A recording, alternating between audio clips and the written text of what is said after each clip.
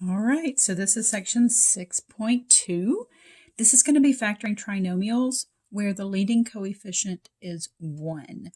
So, I put that it's factoring trinomials of this form because this a value is going to be 1 here. So in 6.1, the last section, we factored out a greatest common factor and we did some factoring by grouping. So in this section, and the next one, we're going to be factoring trinomials. And we're going to do this in 2 parts. Remember, trinomial is 3 terms. We're going to do this in 2 parts. We're going to do trinomials of the form x squared plus bx plus c, where this a value, this leading coefficient, is 1. And then in the next section, we're going to do some where the leading coefficient's not 1. So just to kind of help us out here, on my website, on terrastamps.com, if you click on Math 90, you'll see a link for a factoring formula sheet. And I'm posting this. Under normal circumstances, I would copy this on, like blue paper so you can find it easily and give it to you. So this is my flow chart that I use for factoring. So it has like my terminology and stuff to it. So the way that I have this laid out, we always start off with, is there a greatest common factor? If there's yes, then let's factor it out. If no, then we move on to how many terms are there. If there's 4 terms, we factor by grouping. If there's 2 terms, well, we're going to handle that a little bit later in later sections. Those are some special cases. If there's 3 terms, then I split it up into 2 cases. So is there 3 terms? Yes. Is a equal to 1? If so, we're going to do what we're going to use something that I call trial and error. And that's what we're going to cover in this section. If a is not 1, then we're going to use what's called the AC method, and we're going to do this in the next section. So you're going to see me refer to this a bunch of times as we go through chapter 6. If you want to print out your own copy, it is on my website, terrastamps.com. Click on Math 90, and then click on the link for the factoring formula sheet, and this will be there for you. So you can just print that out and have it handy, because I'm going to reference it a lot as we go through there. So we've already done the GCF. We have already done factoring by grouping. That was in section 6.1.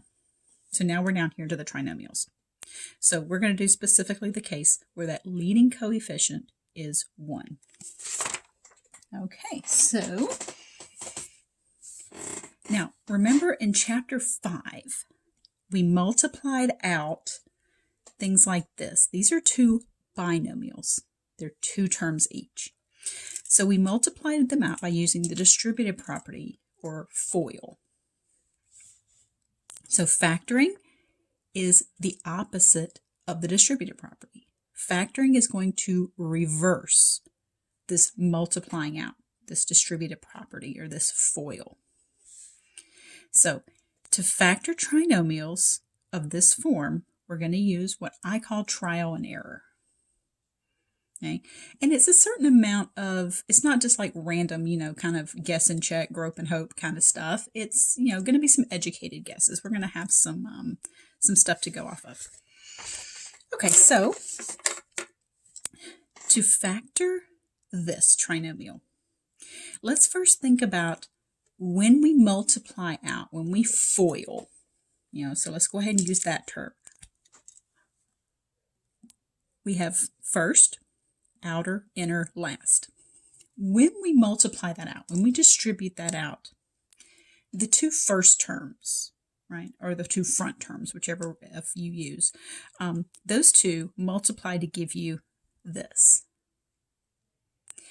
The outer multiplication and the inner multiplication tend to give you 2 terms that can be combined, 2 like terms.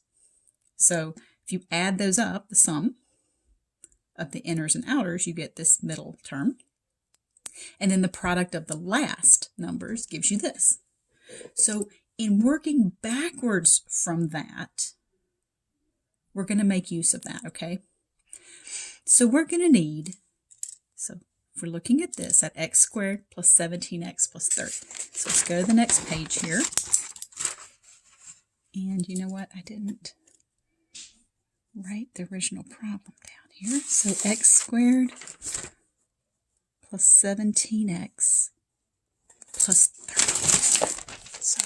Sorry if that's kind of loud, that crinkling and stuff.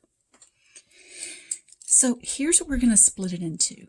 These first terms, those are going to be super easy here because those are just going to multiply to be this. So it's just splitting up this x squared into x times x. So that when we redistribute, when we remultiply out, we would get x times x, which is x squared. Now what's going to go here and here are going to be numbers. And not just any numbers. I don't want you just to try, just start kind of guessing and checking here. But specifically, we want these two numbers to multiply together to give me 30. And remember, the outer and the inner multiplications add up. And those add up to be 17. So I need two numbers right here that are going to multiply to be 30 and add to be 17. So what two numbers can you think of that will multiply together to give you 30 and add to be 17? Well, there's a lot of things that multiply to give you 30, right? So we could have 1 times 30, but those don't add up to be 17. All right, we have 2 and 15. Oh, okay, 15 and 2.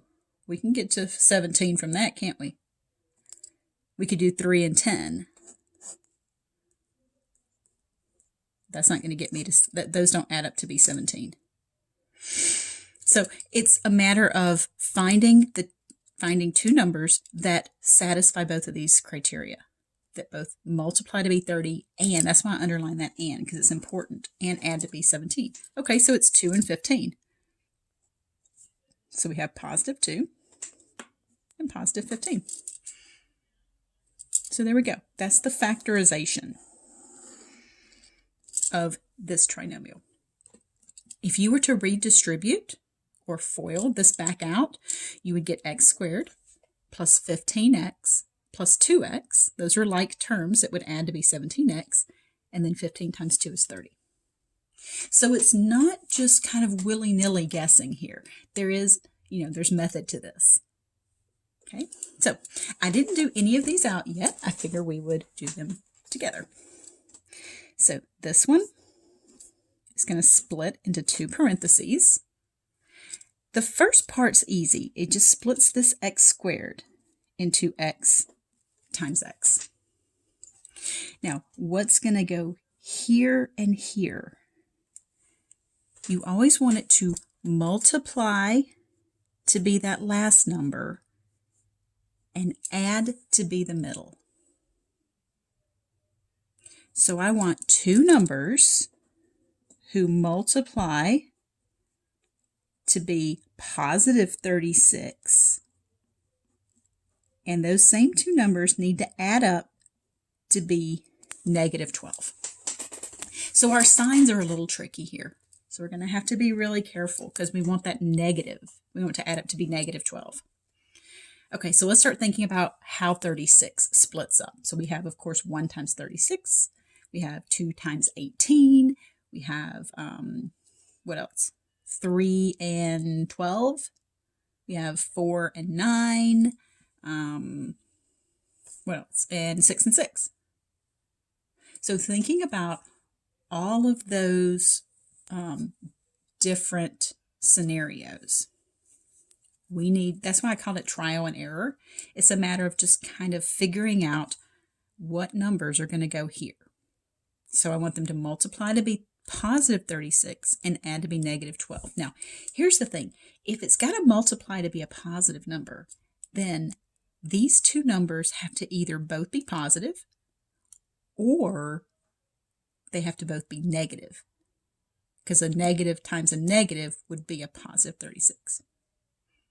So that tells me that these two numbers both have to be negative, because I want them to add up to be a negative number, but I need it to multiply to be a positive. So let's think about what numbers multiply to be 36 that can then add up to be 12. So how about 6 and 6? So if this is a negative 6 and this is a negative 6, negative 6 times negative 6 is positive 36, and negative 6 plus negative 6 is negative 12. Okay, so there's my factorization. If you wanted to write this as x minus 6 quantity squared, you could. It's the same thing. So that's why this is trial and error. Okay, so it's just a matter of picking those numbers and trying out until you figure out what works. Okay, so sorry, my chair's kind of creaky here, so if you hear weird creaky noises.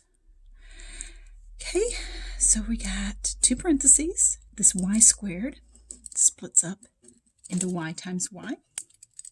All right, so a little trial and error here. Those two numbers, remember that's multiply and that's add.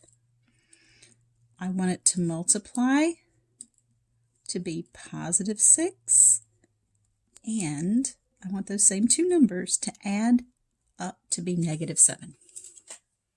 So this is a good opportunity to try to pause the video and see if you can figure out, what numbers those are going to be. And there is a certain amount of trial and error. You try something, see if it works. If it doesn't, you adjust it.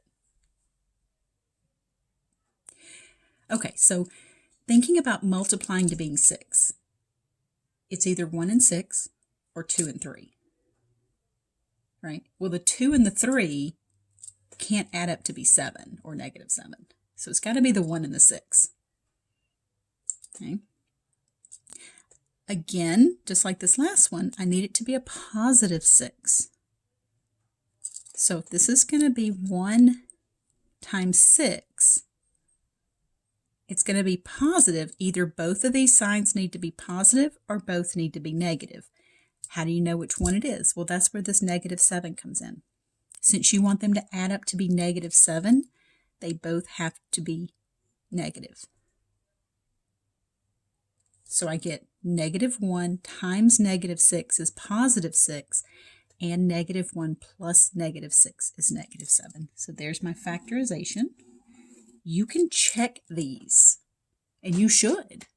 You can check these by using FOIL or by using the distributive property. You distribute this out, you should get this. You distribute this thing out, you should get this. Okay. This would be n times n, so that squared splits up into n times n. This, remember, the last number is multiplication, the middle number is your addition. So I want two numbers who multiply to be negative 3, see that negative right here? And the same two numbers add up to be negative 2.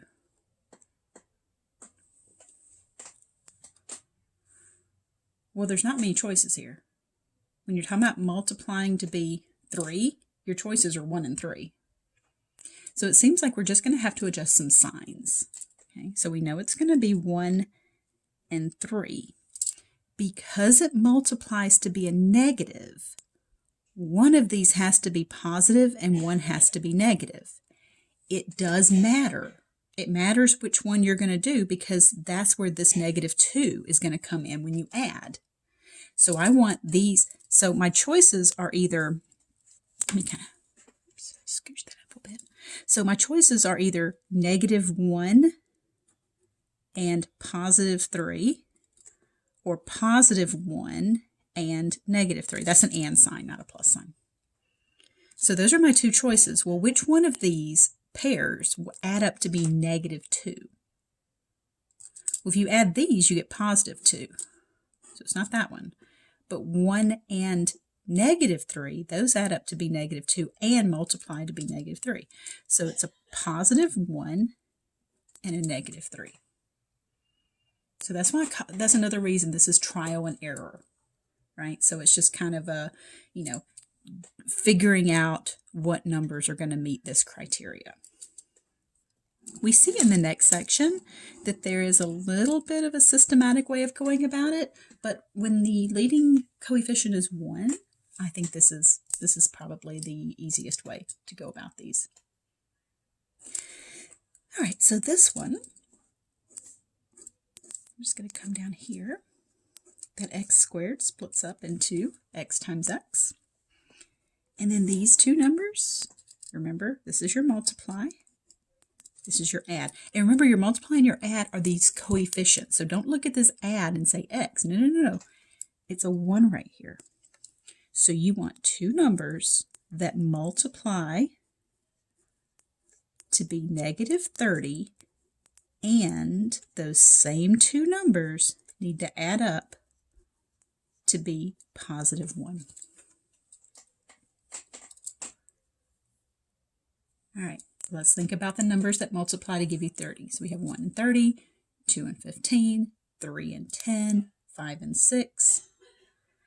So thinking about those pairs of 1 and 30, 2 and 15, 3 and 10, 5 and 6, which of those pairs could you manipulate to give you 1? Well, the 5 times 6, right? So if you adjust some of those signs, 5 and 6 differ by 1. So it looks like it's going to be 5 and 6. So is it going to be negative 5 and positive 6? Or is it going to be positive 5 and negative 6? Both of those multiply to give you negative 30.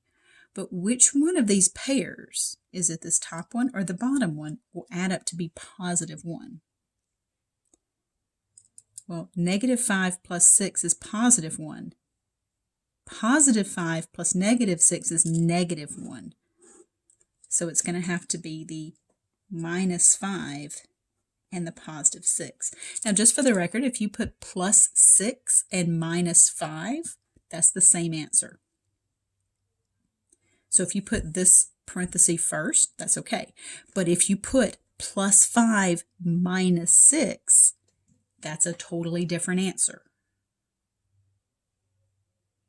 Okay, so if you put this, let me scooch this up a little bit. This is the same thing as if you put the x plus 6 first, then the x minus 5. Those are the same answer.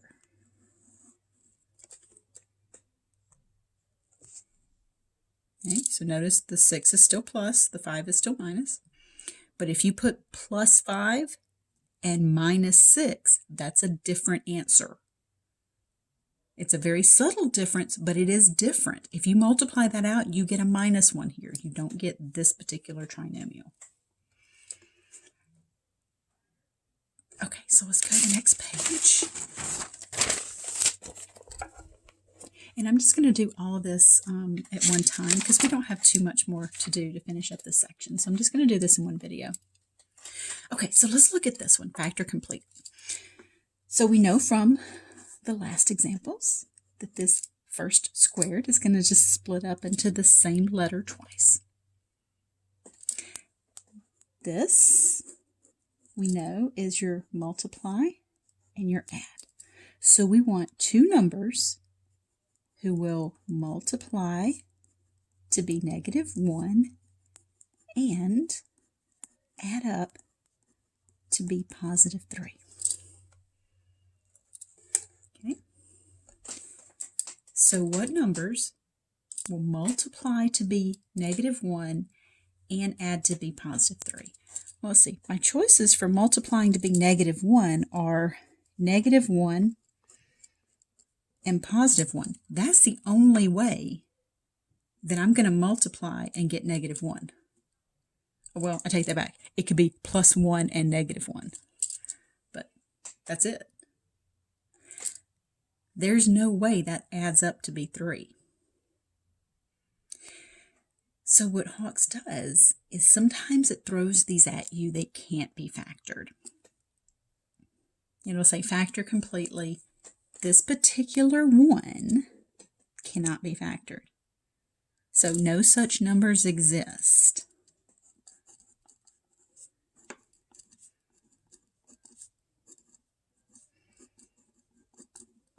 So this cannot be factored. And Hawks refers to these as prime polynomials.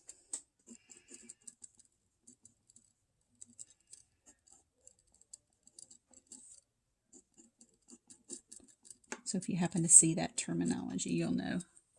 So if you come across one and you're looking for these two numbers and you're like, no, there's no way. There's no way that there's anything that will multiply to be this and add up to be this.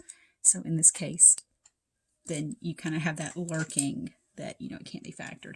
Fortunately, in Hawks, it's not like that's always lingering. It'd stink if every single one that you did had that, none of the above option kind of lurking in the background, but it doesn't. So just know that if you see that, if it can't be done, that in Hawks you'll have the little rectangle for your answer, and off to the side a little circle it says, prime polynomial or prime, which means it can't be factored. Okay, so the last example, I'm going to just kind of do 4 of these, and this is going to pull in 6-1 and 6-2. So we're going to do a little bit of both here.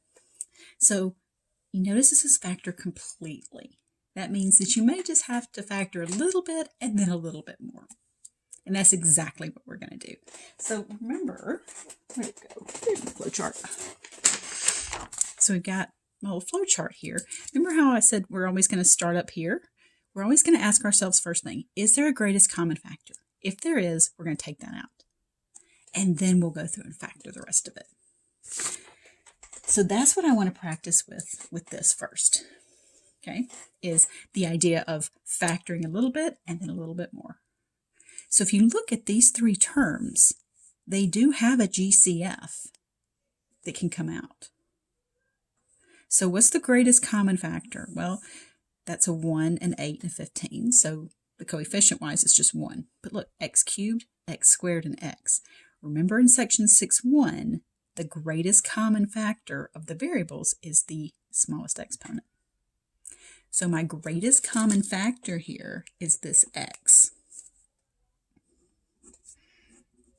So GCF is x to the first.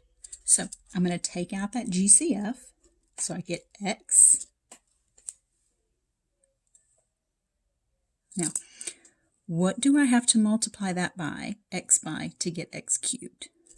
Well, that's going to make that an x squared. 8x times what will give me this x squared? It's going to be an x. And then x times what is going to give me 15x? It's just 15. So all I did was remove an x from every one of those.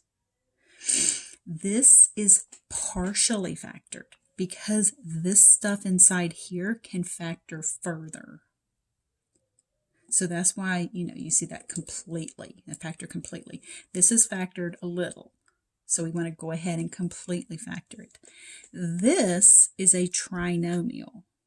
So this is going to factor by trial and error, like we were just doing. Okay, so that's going to be those. You know what? Let me not do that because I don't give myself any. If I do that, I won't have room to write below it. So let's come over here. All right, so you're just trying to color code this for you. This stuff in here is what's factoring into that. Okay, so that pink stuff is what we've just learned in this section. Okay, so this x squared splits up into x and x. Now, what goes into here and here? This is where we have the multiply and the add. We want two numbers who multiply to be positive 15 and add up to be positive 8. All right, so pause the video and fill in those numbers. So what two numbers multiply to give you 15 and the same two numbers add up to be 8? What's 5 and 3? And they're both positive.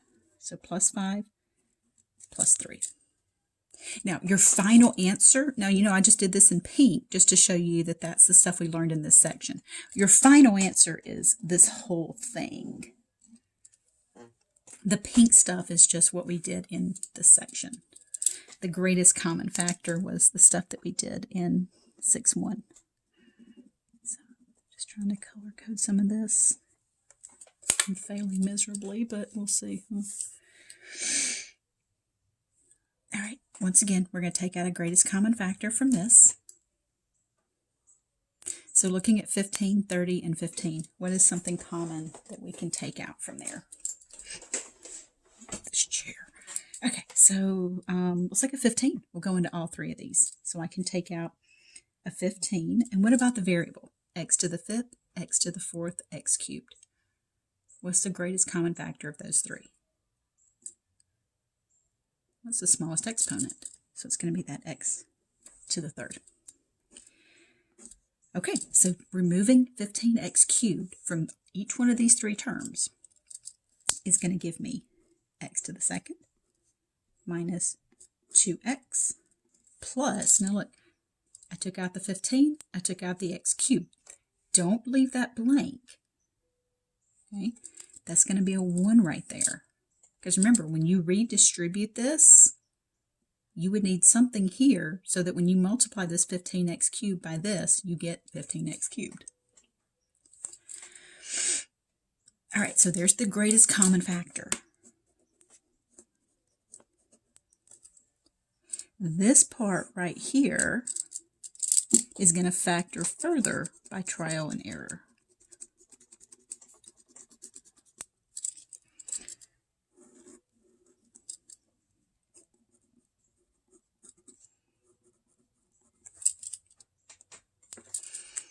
All right, so we get that 15x cubed, and then the two parentheses. Okay, so we have x and x, and we need two numbers who multiply to be positive 1 and add up to be negative 2. There it is right there. Multiply, add. Don't go back up here and do your multiply and your add. You don't want to use this one because you took out a greatest common factor. We're now just factoring this little baby trinomial in here. So we want two numbers who multiply to give us positive 1 and add up to be negative 2. Well, we know it's going to be 1 and 1, but because it has to add up to be negative 2, they're both going to have to be negative. And that negative 1 times negative 1 will be positive 1. And negative 1 plus negative 1 is negative 2. So there's my complete factorization for that one.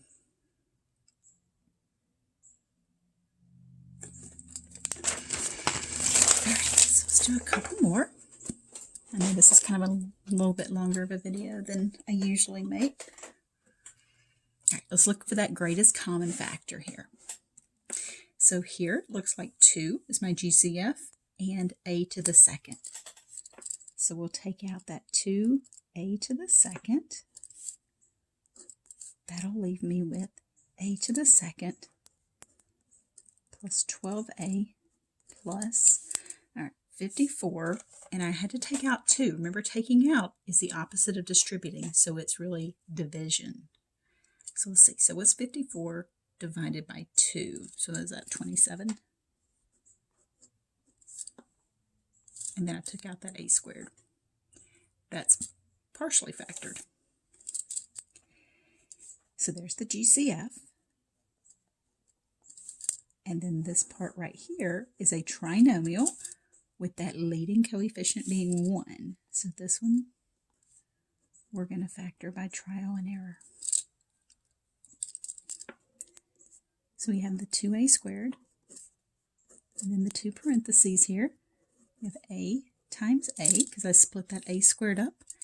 And we just have to figure out the two numbers who will multiply to give us 27 and add up to give you 12.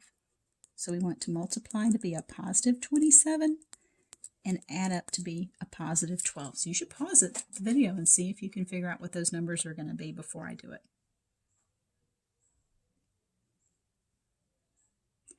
All right, so let's see, 27 is 9 times 3, right? So we can do plus 3 and plus 9. Those two multiply to give you positive 27 and add to be positive 12. If you did plus 9 plus 3, that's the same answer. So there's my final answer, all three of those. So don't forget, just put these two. Your final answer is all three of those. Okay, last one. This one, there's a 2. That's our GCF. And there's not an x common to all three. There's an x squared here, there's an x here, but there's not an x here, so I can't take out an x. So that's going to give me x squared plus 12x, and then again 70. I take out 2, that's the same as division. So that's 70 divided by 2. Or you can say 2 times what will give me 70. All right, so that's my GCF. And then this factors further by trial and error.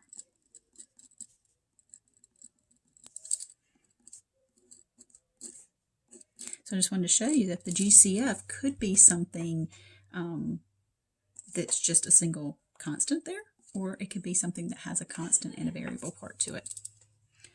Okay, so we're almost done. Just got to figure out what two numbers are going to go here. They're going to multiply to be a positive 35 and add up to be positive 12. So multiply, add.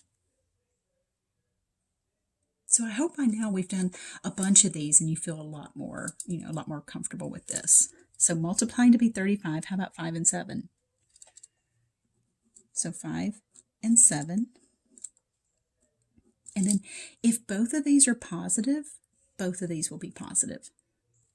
Because that's the only way to multiply to be positive and add to be positive, is for both of these numbers. So yeah, 5 times 7, 35, 5 plus 7, 12. And then all three of these are your answers. You need to make sure you get that 2 in there.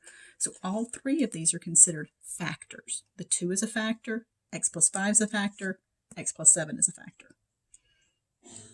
So here, 2a squared is a factor, a plus 3 is a factor, a plus 9 is a factor. Okay, so that ends section 6.2. Section 6.3, we're going to do a different technique with these, where we do trinomials with the leading coefficient not being 1.